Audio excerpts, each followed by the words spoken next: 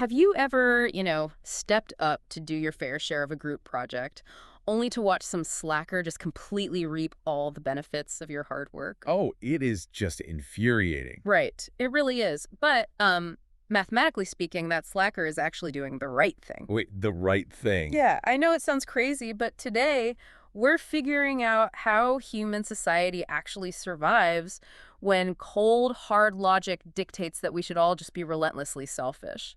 Welcome to the deep dive, everyone. It's the ultimate social bind, isn't it? You want to be a contributing citizen, but you desperately want to avoid being the sucker left holding the bag. Exactly. It's a tension built right into the very fabric of how we interact.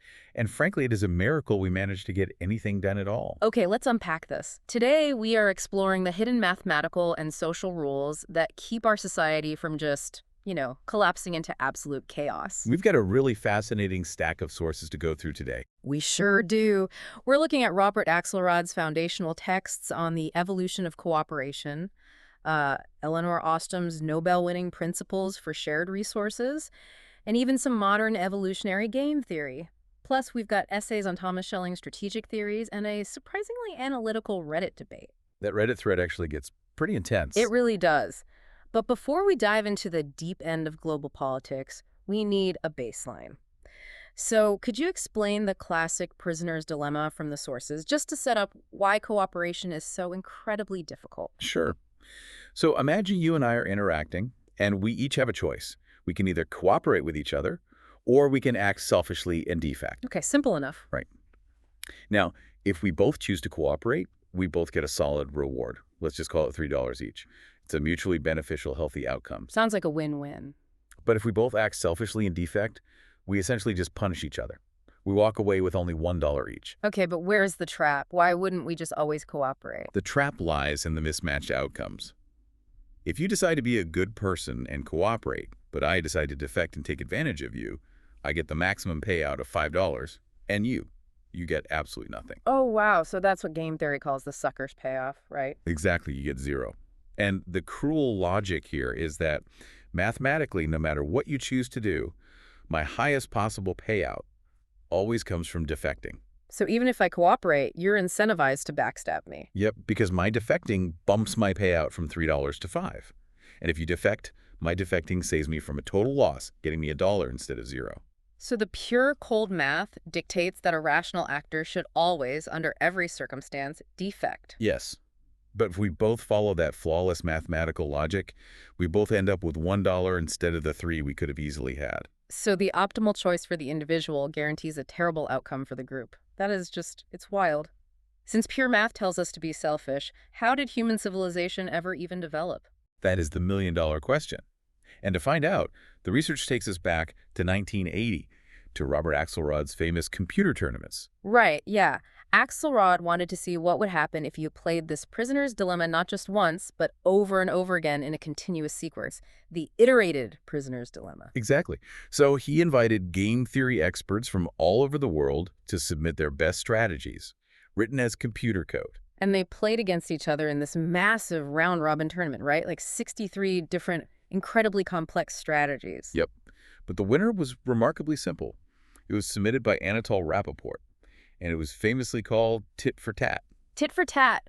It operates on just two basic rules, which is crazy to me. First, it always cooperates on the very first move. Right, it starts off nice. And then second, on every single subsequent move, it just mirrors whatever the opponent did on the previous move. Yeah. You cooperate, it cooperates. You defect, it defects. And it completely dominated the competition. It outperformed all these strategies that had pages of intricate predictive code. I mean, I look at those two simple rules, and I have to ask, is tit-for-tat really just the golden rule with a bit of a bite? That's a good way to put it, actually. But I want to push back on this a little gently. Does a simple computer program, looping basic lines of code in a pristine simulation, does that actually prove anything about complex human behavior? It's a fair question, but we can test it against a stark historical example that Axelrod used, which is the trench warfare of World War I. The live and let live system. Exactly. You have opposing soldiers, literal enemies facing each other across no man's land for these long, grinding periods of time. But eventually they formed tacit truces. Like, they would establish localized rules, right? Agreeing not to shell the ration wagons when food was being brought up. Yes, or observing an 8 a.m. to 9 a.m. private business hour where snipers on both sides just held their fire so men could use the latrines. Which is just wild to think about in the middle of a war. And the high command never ordered this. Soldiers were actually punished if caught doing it. It emerged naturally because tit-for-tat has 4 properties that make it incredibly successful.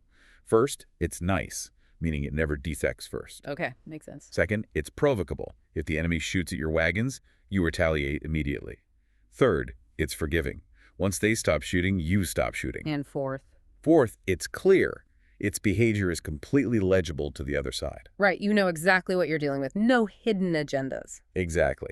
If we connect this to the bigger picture, Axelrod identified this as the shadow of the future. The shadow of the future. Yeah. The foundation of this cooperation wasn't trust or friendship. It was the durability of the relationship.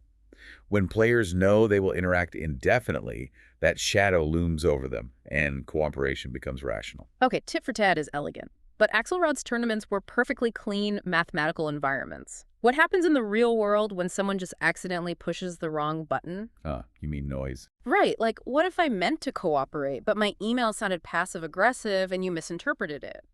Doesn't the whole system just break down? You've hit on a massive blind spot of early game theory.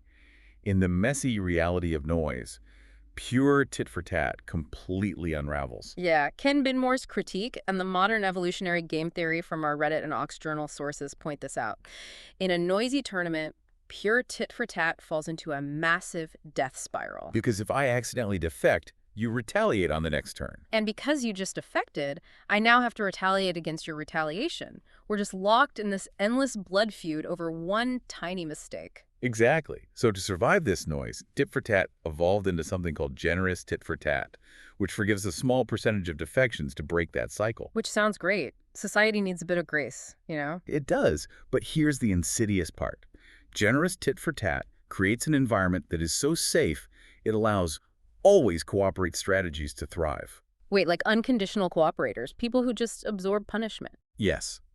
They thrive because everyone around them is being so forgiving. But once the population is full of these nice, unconditional cooperators, it becomes an all-you-can-eat buffet for pure exploiters. Oh, no. Always defect strategies invade, wipe out the cooperators, and the entire system collapses into chaos. Wait, so having too many nice, unconditionally cooperative people actually destroys society? That feels completely counterintuitive. In an evolutionary context, pure kindness acts as an open door for predators. To prevent this, science has moved on to strategies like win-stay, lose-shift, also known as Pavlov, and deceptive tit-for-tat. Which the sources literally refer to as mean machines. Yeah. What's fascinating is they deliberately shit-test their opponents. Deceptive tit-for-tat will cooperate for 5 rounds to build trust, and then just randomly defect twice. It sounds exactly like a predatory lender checking your credit score. Like, if they see you'll accept terrible terms, they lock you in. That is a perfect analogy. Yeah. If you keep cooperating after those 2 defections, deceptive tit-for-tat categorizes you as a sucker and exploits you forever. But if you fight back... If you retaliate, it realizes you have boundaries. It apologizes by cooperating twice, unconditionally, and then returns to normal play. So it's actively hunting for weakness. And in the long run, these mean machines are required to maintain system-wide cooperation. They ruthlessly weed out the unconditional cooperators. Which stops the system from getting too soft and inviting pure defectors. It's like a harsh immune system. Exactly.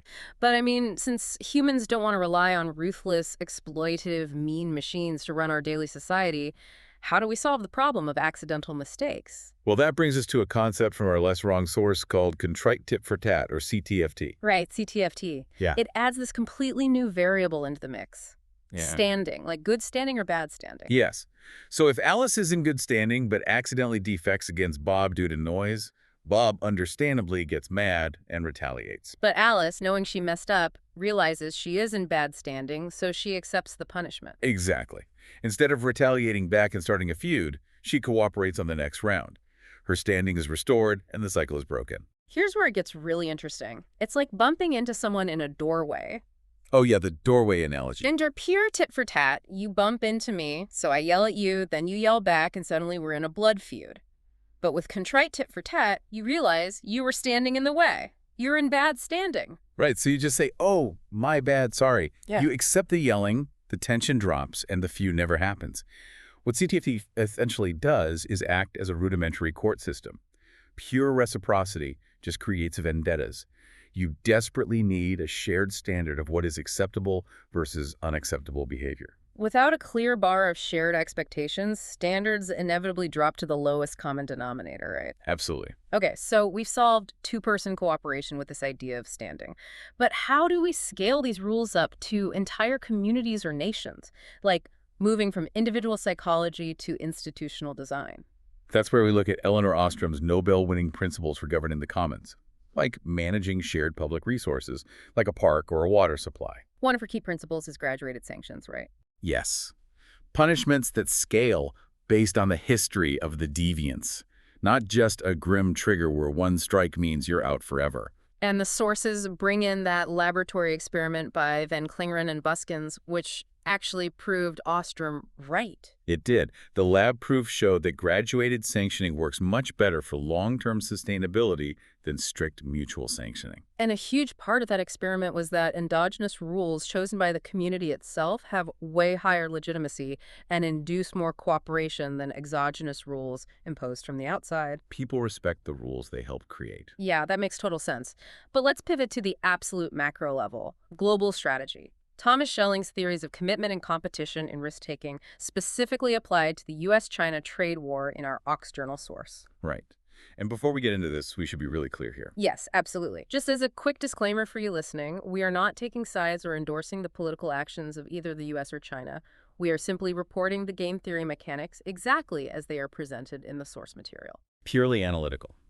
So looking at the trade war, it's a classic Nash equilibrium. Which is basically a gridlock where neither side wants to change their strategy. Because doing so unilaterally would hurt them. The temptation to defect by imposing tariffs to protect domestic industries is incredibly high. In the math, temptation is 120, while mutual cooperation is only 100.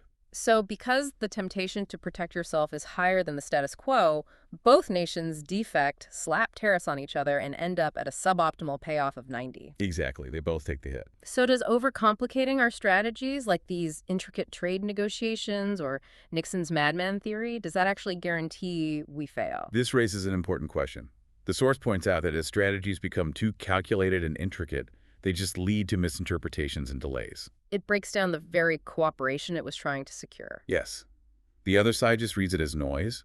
Simpler, more direct approaches almost always yield better long-term outcomes. So, synthesizing all this for you listening, we started with simple computer bots mirroring each other, learned you can't have a nice society without strict rule enforcers weeding out exploiters, and realized the absolute necessity of shared standards to forgive mistakes. And scaling it up requires community-chosen graduated sanctions over complex global posturing. Right. So what does this all mean for your daily life? Maybe in office politics? Give people the grace of bad standing before starting a feud. And whatever you do, don't overcomplicate your negotiations. Keep it simple. I'd like to leave you with a final, slightly provocative thought to mull over. Oh, let's hear it. In our modern digital age, the internet and social media act as this perfect memory machine that never, ever forgives. Oh, yeah. Everything is permanent. Right. So if evolutionary game theory proves that cooperation absolutely requires mechanisms for forgiveness and standing, are our digital platforms artificially forcing society out of sustainable cooperation? Wow. Are we being pushed into a permanent grim trigger cycle where one mistake ruins you forever, making true cooperation impossible? A permanent grim trigger. That is a terrifying but really fascinating thought to leave on. Thank you so much for joining us, and thanks to you for taking this deep dive with us today.